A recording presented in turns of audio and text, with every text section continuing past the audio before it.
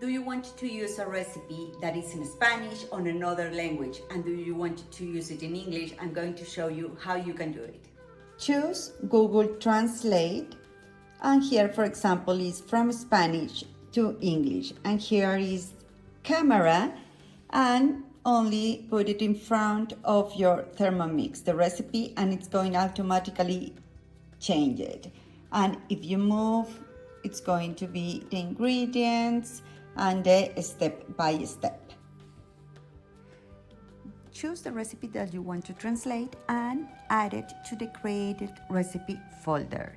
After that, go for the ingredients. Choose your first ingredient, and the phone is going to bring you many options. One of those, you will see Translate. Automatically, it's going to give you the new translation and the option Replace with Translations. That's all. And now you will do the same process with each ingredient and then with the step by step.